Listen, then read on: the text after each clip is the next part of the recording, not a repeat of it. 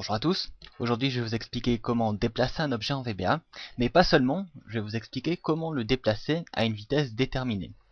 Alors sur quoi vous pouvez l'appliquer? Bien, vous pouvez faire sur à peu près n'importe quel objet, ça peut très bien être une image, un contrôle, une forme, et pour vous donner un meilleur aperçu de ce que j'entends par déplacer un objet, eh bien je vais prendre ce petit jeu que j'avais créé il n'y a pas si longtemps, qui a fait l'objet d'un article récent. Voilà, lorsque je clique sur un des boutons, vous voyez que les allumettes sont déplacées et déplacées à une vitesse déterminée à l'avance. Et vous pouvez le voir, ce sont des images séparées qui sont déplacées une à une à chaque fois que c'est nécessaire. Alors aujourd'hui on ne va pas déplacer une image, mais une forme. Pour vous donner un petit aperçu de l'objectif à réaliser, je vais le déplacer à la souris. Ce qu'on va essayer de faire, c'est de la faire apparaître ici et de montrer le champ avant d'être masqué à nouveau.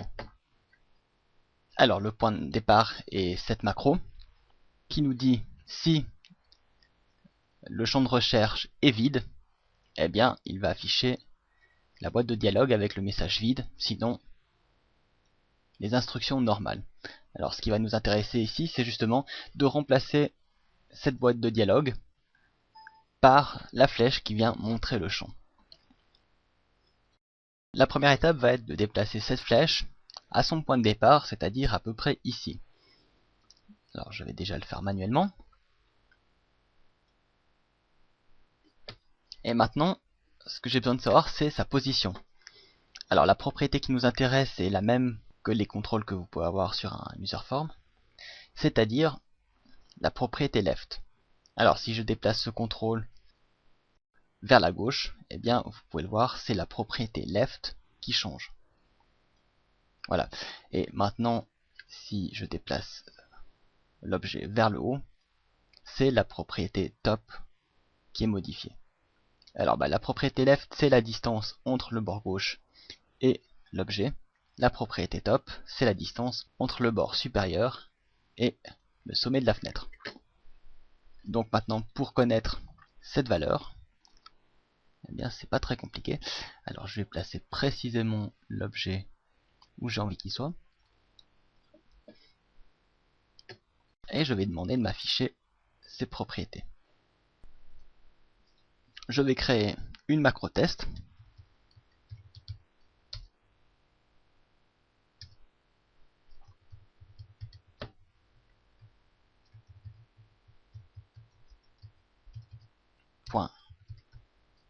Shapes.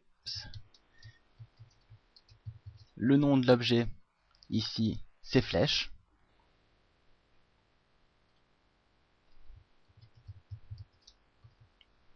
.left, la propriété qui nous intéresse. Et tout ça dans une boîte de dialogue. Ah, faute d'orthographe.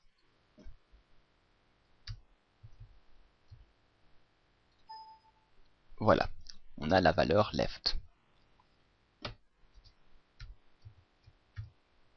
Que je vais arrondir à 306.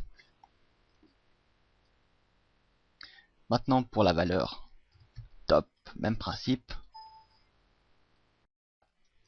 7,5.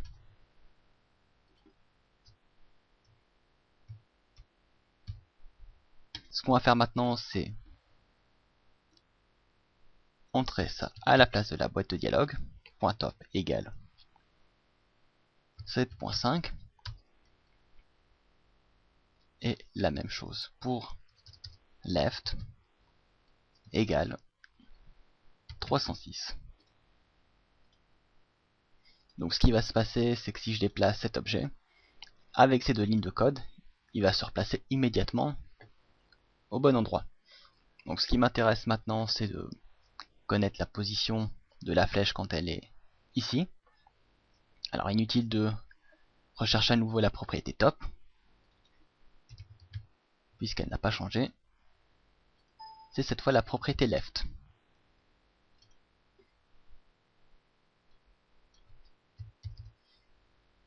Que je vais entrer ici.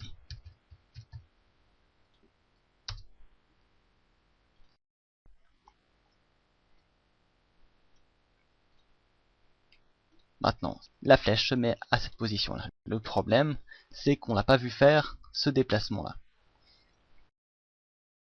Donc ce qu'on va faire, c'est placer quelque chose entre ces deux points pour qu'on puisse voir l'action.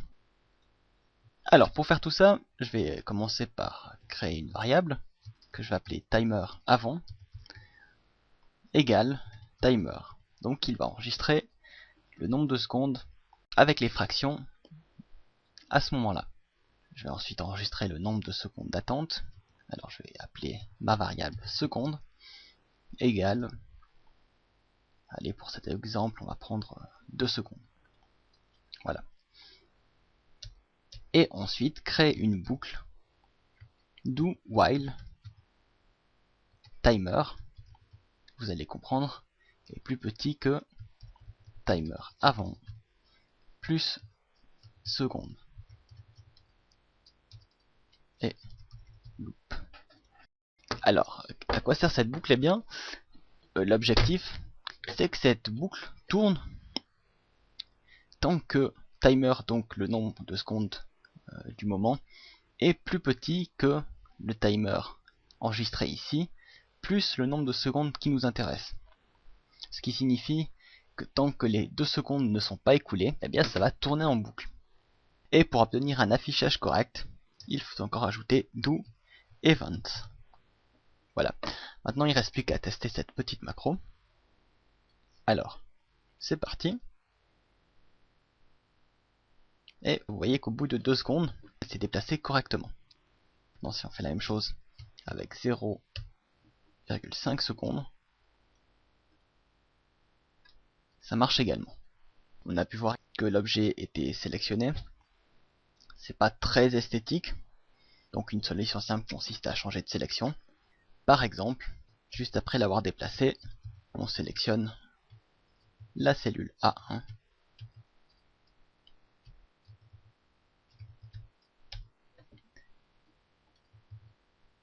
Et on va répéter l'opération juste après le déplacement.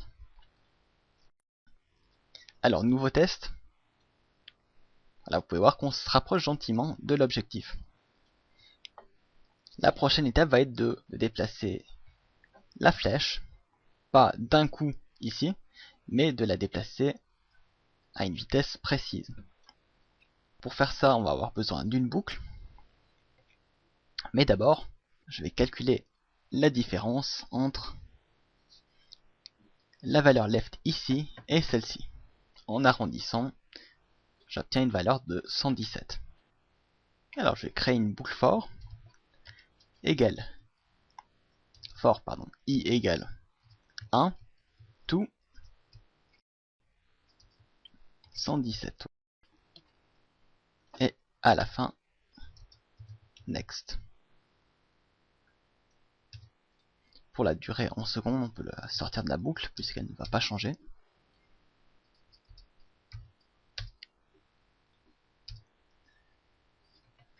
Et je vais faire un premier test à 0,01 seconde entre chaque boucle.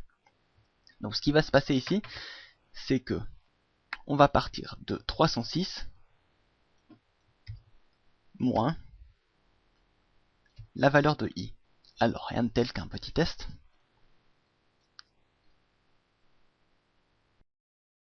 Donc voilà, c'est un bon début. Pour accélérer un petit peu cette boucle, je vais remplacer 1 par 3 et demander un incrément de 3 en ajoutant step 3. Donc il va y aller 3 par 3. Un nouveau test. Voilà, c'est un peu plus rapide. Alors ensuite, je vais copier tout ça pour créer la boucle pour aller dans l'autre sens. Alors je vais remplacer cette position par la position d'arrivée de la dernière répétition de cette boucle, qui est cette valeur-là. Et au lieu de moins i, on va aller à plus i, puisqu'on va demander d'augmenter cette valeur pour arriver à nouveau à 306. Alors un petit test pour voir ce que ça donne. Vous voyez, on a déjà cet effet de va-et-vient. Maintenant, on va le faire 3 fois. on crée une nouvelle boucle égale 1, 2, 3 pour simplement répéter tout ça 3 fois. Un nouveau test. Et la dernière étape va être de cacher cette flèche. Donc je vais lui donner une position left qui soit bien en dehors de la feuille.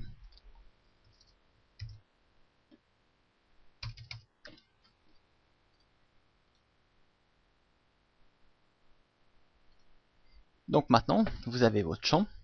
S'il n'est pas rempli, qu'est-ce qui se passe? Vous avez votre flèche qui va montrer le champ et repartir immédiatement. Alors évidemment, on peut améliorer encore toutes sortes de choses, mais vous voyez maintenant comment déplacer un objet pour créer une animation. Et ce que j'ai fait avec cette forme, eh bien, vous pouvez le faire avec des boutons, avec des images. Donc je vous laisse imaginer toutes les possibilités qui s'offrent à vous. Notez que cette boucle que nous avons utilisée ici, avec seconde, eh bien vous pouvez l'utiliser pour toutes sortes de choses, pas seulement pour déplacer des objets, mais on peut très bien imaginer l'utiliser pour faire clignoter la couleur de fond d'une cellule. Pour vous donner un exemple un petit peu extrême de ce qu'on peut faire en modifiant la couleur de fond des cellules et en utilisant précisément cette boucle, eh bien je me suis lancé le défi de réaliser un GIF animé de cette manière-là. Et en voici tout de suite un aperçu.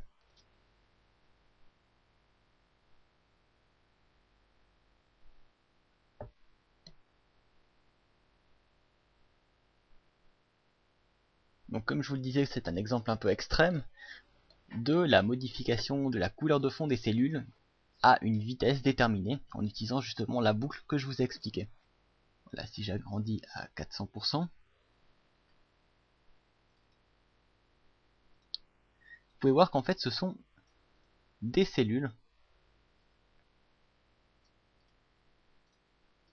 et que ce sont ces cellules qui sont actualisées chaque 0,2 secondes pour obtenir ce GIF qui contient de mémoire 18 images.